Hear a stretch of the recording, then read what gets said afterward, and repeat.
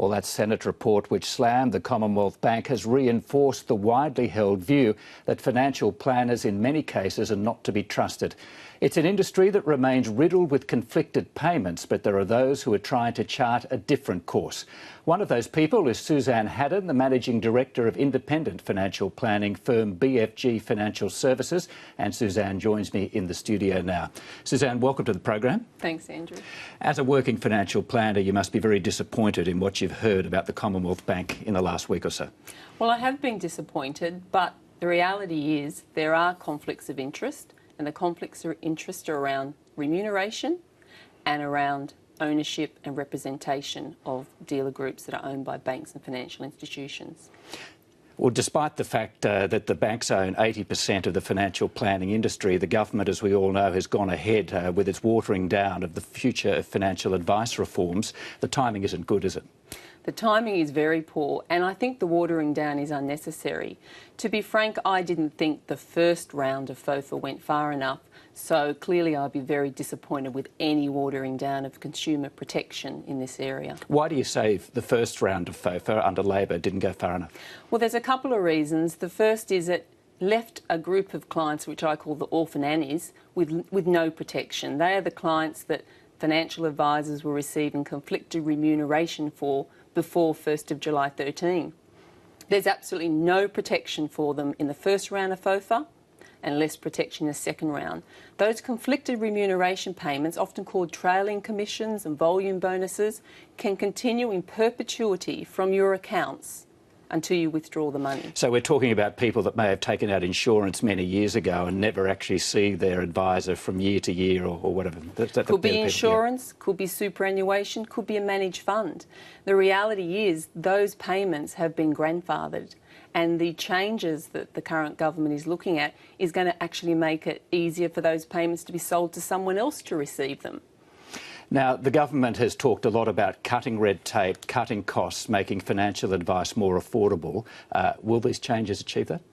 Well, there is an argument that reducing compliance, reducing obligations to report to your clients will reduce operating costs. So reducing obligations to send them accounts, make them opt in, all that sort of stuff. Make them aware of what they're paying for the services and what services. But you have to consider whether that's a diverting tactic, because what is the aim of FOFA? It was supposed to provide trusted, quality financial advice. Watering down the obligations and accountability will not achieve that. The best interest test has been reduced to a box-ticking exercise which does not now require any professional judgment. In your view, is that in the best interests of clients? I do not think it's in the best interests of clients not to have a professional judgment segment in the best interest duty. Of course, many people would prefer to be able to tick a box, but when you give black letter law with something like the best interest duty, a nice range of steps, people can work around them, under them, to avoid their obligations.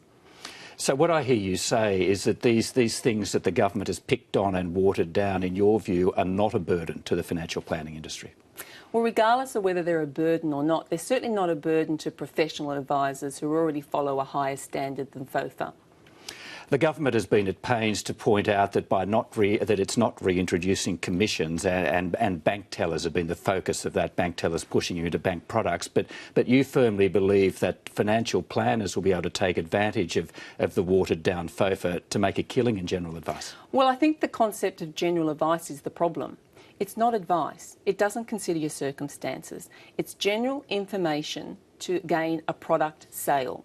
And reintroducing any incentive, it doesn't matter what you call it, if it walks like a duck and quacks like a duck, it's a duck. So if it's an incentive to sell a product, I think that's very bad news. So how would you see that working in the financial planning space? Not bank tellers, but financial planners. How would they take advantage of that? Well, we haven't seen the final rules of the final watering down, but what could happen is posting out general advice on a product, not considering your circumstances, and then just getting applications returned with a cheque and processing it. Do you think your industry can ever become a highly regarded profession whilst it's clinging so hard to these conflicted payments? I think while we don't separate the professional advice givers, of which there's many, from the product sales people, we will have a problem.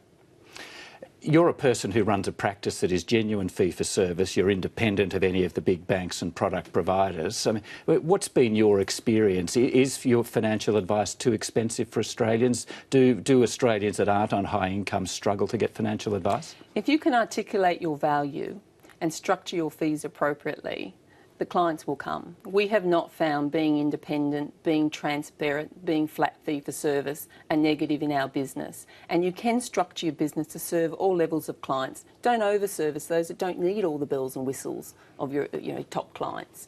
And hasn't been a problem for us.